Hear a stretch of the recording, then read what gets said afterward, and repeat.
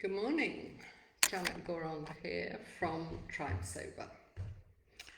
This morning we released podcast number 55. The cool thing about being a podcaster is that you can invite lots of awesome people to come and be on the show, and then you can have a 1 hour conversation with them. I mean, how cool is that? So the recent example of that I can give you is that I just finished a book called The Happy Brain by Dr. Loretta Bruning, and it was great. I really enjoyed it. So rather than just putting it back on the shelf and forgetting about it, I called up the author and I said, would you like to come on my podcast and discuss your book? So she was delighted to do that. And I think that the conversation is a good one, so please have a listen. There's lots of great information in there. Let me just check out that it's working, this thing. Please let me know if there's any problems with the sound. Good morning, Natasha. Great. Okay, so I know I can rely on you to let me know if there's sound problems. So where was I?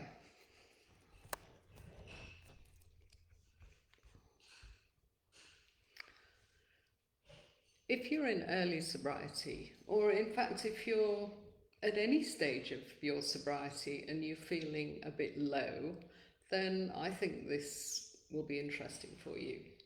In fact, I got a message from Tanya, I think it was, the other day, saying that, yeah, you know, she's really she's done the work, I think she must be a year in by now, and she's still not really feeling the joy. You know, she's feeling a bit flat. So I hope you see this, Tanya, because I was thinking of you when I did it. So let me talk about my personal experience first. My first few months of sobriety were pretty good, actually. I think AA call it the pink cloud, but I remember feeling quite upbeat and quite excited, and I was thinking, oh, this is pretty easy. Why didn't I do this years ago? So the benefits of sobriety were even coming through. You know, you get those early benefits because my skin was a lot better. I'd lost that horrible redness that I used to have. And yeah, my eyes looked better. I even lost a kilo or two, and I was sleeping well. So it was all good. You know, all the things that I'd been told would happen were happening, but life still felt a bit flat. You know, I didn't wake up anymore at 3 a.m. filled with anxiety and despair and wondering what on earth had happened the night before. All that had gone, which was obviously a massive relief. But I hadn't had any highs either, you know, I hadn't had any really good nights out, or nothing was happening, basically, nothing.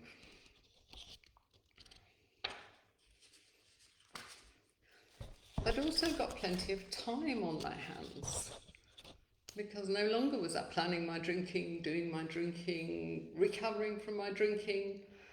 I was just kind of sitting there, and that was the problem. I was watching the sunset, I was walking on the beach, I was meeting friends, but it just didn't hit the spot somehow.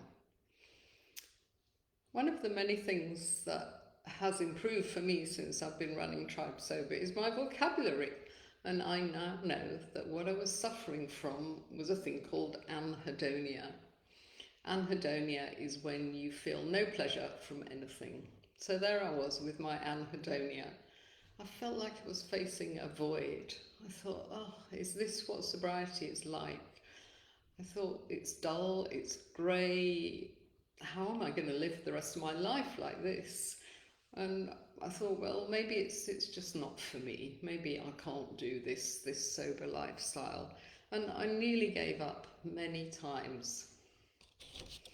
But I did hang in there. Sorry, shuffling my notes, got so many notes. I hung in there because I just thought, well, surely this low mood will pass. And I realise now that it's when AA talk about white knuckling, that's what they mean. They mean just sitting there. But I've learned that you don't have to just sit there, and that's why I'm excited this morning to share that. The reason why I hung in there was because I was actually a bit trapped. I kind of painted myself into a corner. Everyone was kind of proud of me that I'd done this amazing thing, and obviously my long-suffering husband was delighted. And I'd even started blogging about the joys of sobriety. So I kept at it because I thought, well, everyone's going to be disappointed, and what am I going to do about my blog? Because people were writing to me, I was getting comments on the blog, and I thought, what are they going to think when I just disappear? Well, they're going to know, aren't they, straight away what's happened. But that's why accountability is so good, you see, accountability works. Anyway, I kept going. I just thought, well, I'll fake it till I make it. And my sober buddies and people supporting me kept saying, oh, sober life is great, isn't it? And I was saying, oh yeah, it's amazing. But inside I was thinking, really? I'm not there yet. And then one day, this was the good bit, everything changed. I could feel my energy and my creativity coming back. I mentioned these early benefits like the skin and eyes and the weight and all that. But now this was like another raft of benefits, and that meant I had more energy. I couldn't wait to get up in the morning, and I could feel my creativity coming back. I'd be walking by the sea at 6 o'clock every evening. That was always my alternative to sitting down with the wine. I'd be out for my walk, and I'd get all these ideas, and I would have to keep stopping and typing them into my phone in case I forgot. So yeah, full of creativity, full of energy. And in this phase, I had an idea.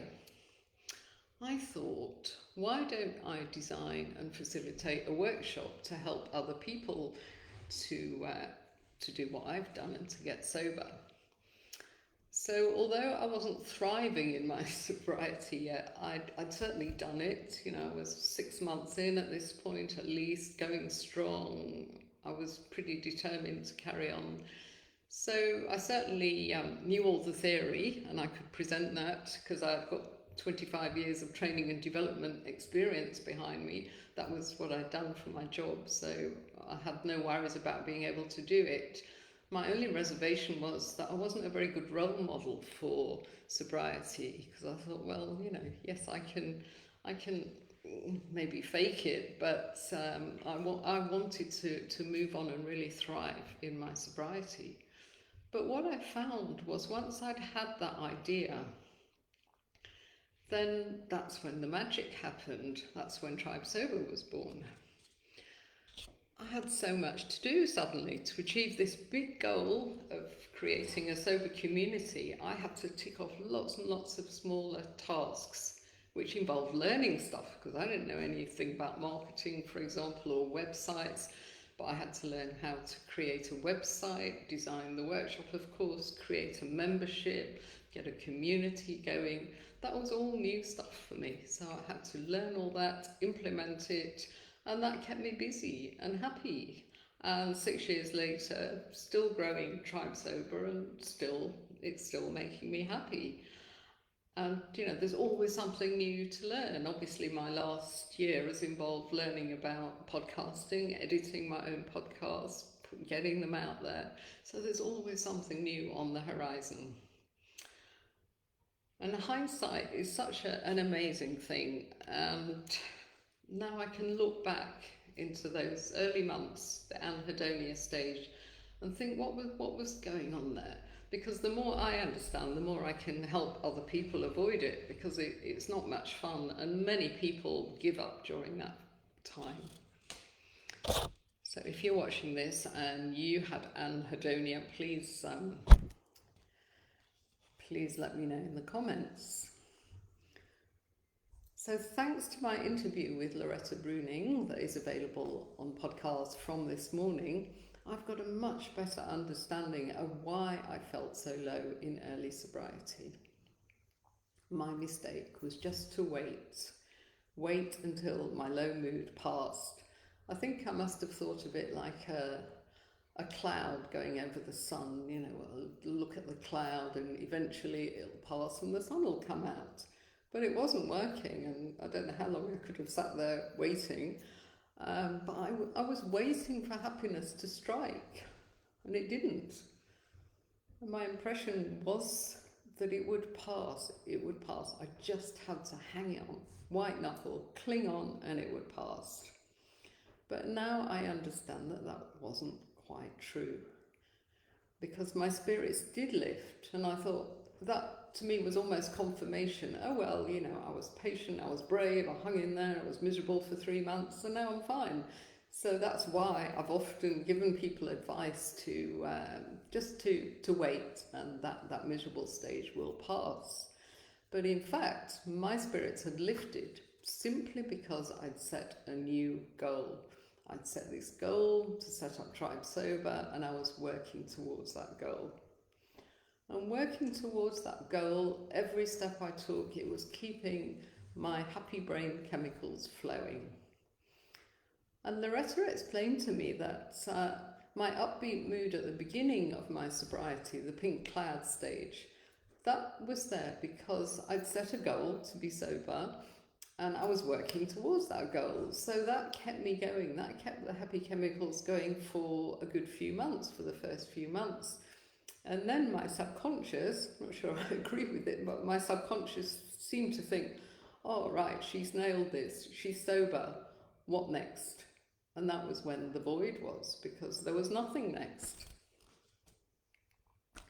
So thanks to Loretta, I've got this new understanding now that our happy chemicals, they don't just start working on their own.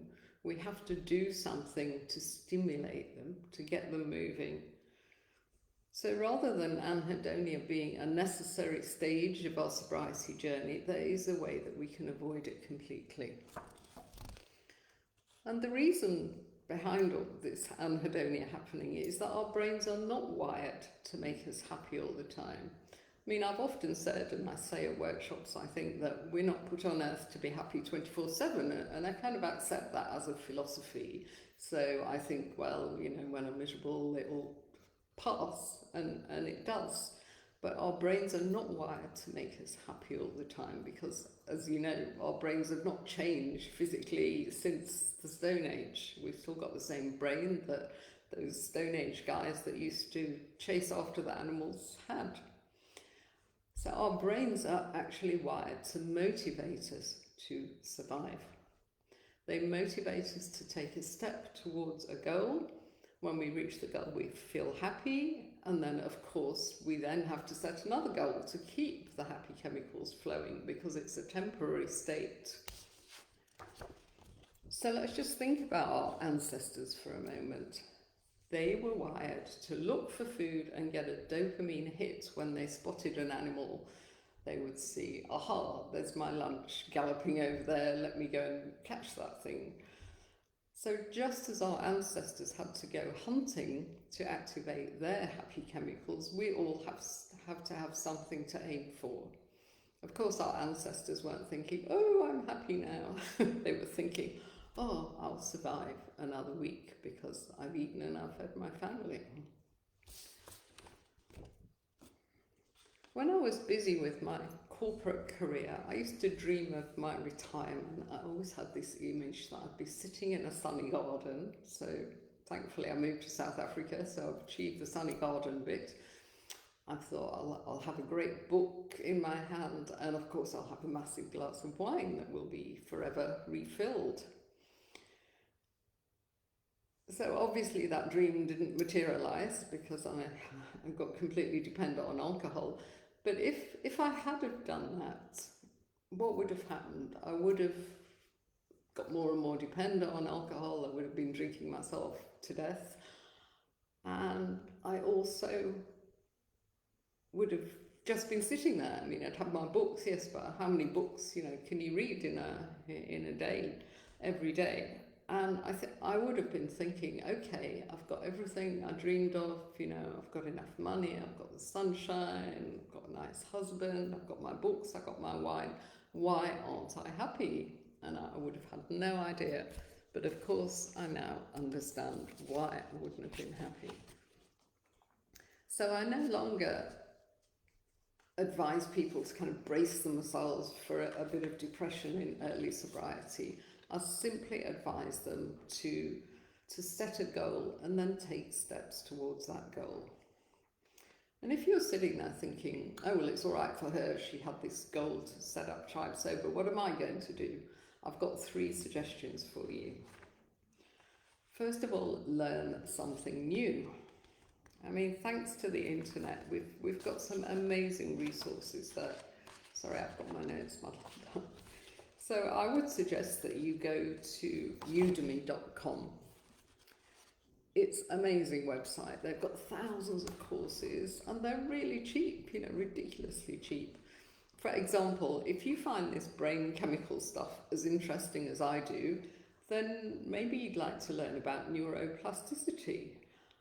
And there's a course, so I've just looked at it, I've just signed up for it actually, and it's like 230 Rand for a course in neuroplasticity. And it's all divided into modules. So every time you do a module and you succeed and you go to the next one, that will trigger your happy chemicals.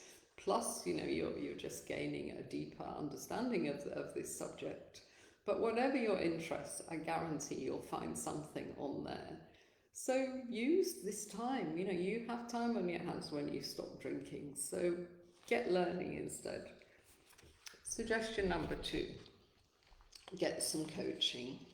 Your coach is your thinking partner. I mean, many of you work with our fabulous coach Lynette, and you know exactly what I mean.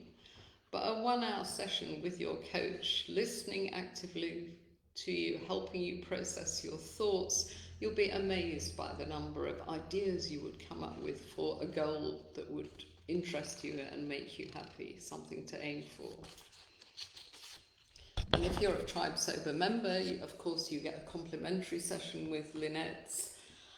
And if you're not a member, then please check us out. Just go to tribesober.com and hit join our tribe. So that's my first 2 suggestions, udemy.com, tribesober.com, get some coaching. And number 3 is try implementing the domino effect. I'd never really heard of this, but it was one of my podcast guests a few episodes ago. He explained that sobriety has a domino effect on our life. And what he meant by that is as we get more energy, our thoughts clear, we get more mental clarity, we start looking at our lives, we start examining our lives, and we start thinking, oh, I really should do something about my eating. I'm eating a lot of rubbish, so let me design an eating plan. And then we've got the willpower to implement it, because of course when we're drinking, we just eat whatever we can get our hands on, and we usually pull towards the real unhealthy stuff, the junk food. So we can start thinking about our nutrition, we can start thinking about our fitness. We'll have the energy to get up early and go for a run or go to the gym every single day, be consistent and get the results. We might want to think through our friendship circle. If it consists of 99% drinking buddies, then there might be some tinkering to do there. And of course our careers, the goal setting might be something career related. So again, it's great to implement this domino effect with your coach.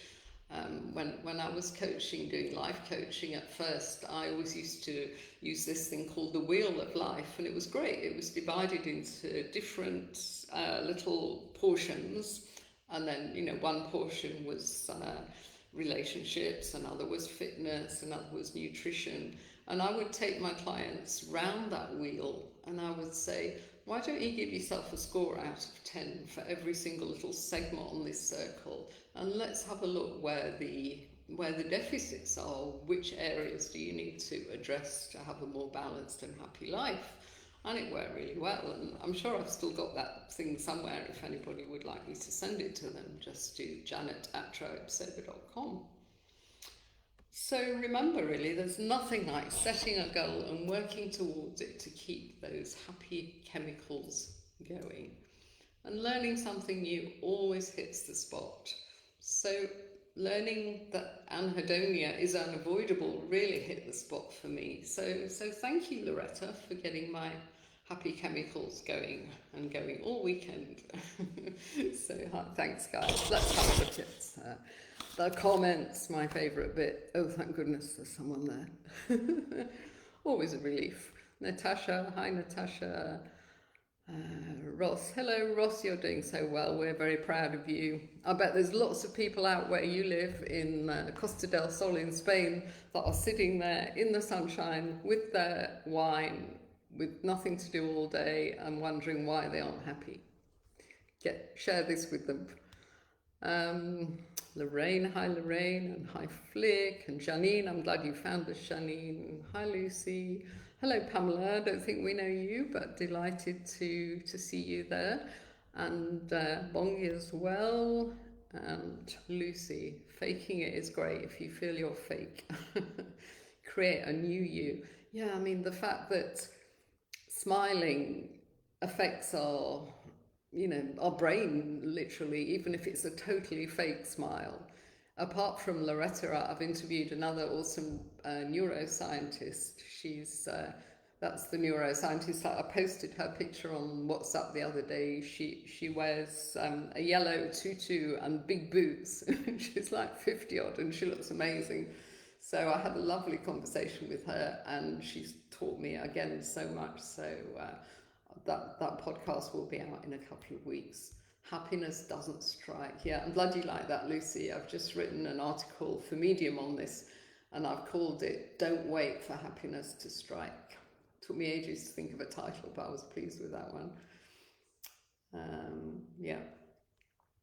Yeah, happy all the time. Well, you've got to keep going, Lucy. Endless goals. Children are great. Yeah, they're always focused on something, aren't they, Natasha? And Deb, yes, always dark. And I certainly had that darkness before the dawn of having an idea. Anhedonia, awareness, yep. Goal, do, achieve, happy repeats. Definitely learn something new. Yep. Get some coaching. Anyone that's not worked with Lynette, just go for it. I mean, if you're a member of Tribe Sober, we owe you one. That's part of your membership package. So just get it booked. Yeah, Udemy is amazing. I mean, we have so much. I know everyone moans about social media and the internet, but really, it's changed our lives. We've got so much to be grateful for. No, the Wheel of Life isn't on the website, Lucy. I think I might have to get that wheel to you. I think you might be able to convert it to one of your amazing Tribe Sober legendary documents. Where was I? Yeah, Lucy learned something new. Get up early. Yes, I do get up early, Lucy. Don't you see my WhatsApps at 6 a.m.? Janine. She thinks it was Anhedonia that made her. Right, 15 days, things feel flat and done. Right, now you've got to get a goal, Janine. So please book your session with Lynette today. If you don't know how to contact her, you've got me on WhatsApp. Just send me a message and I'll connect you with Lynette. Do that. Get some goals set with her. Okay guys, so that's me. So I'm gonna go out to lunch now and start celebrating my birthday. So I hope to see some of you at the Zoom cafe a bit later. So thanks for listening. I hope you found that as exciting as I did. Bye.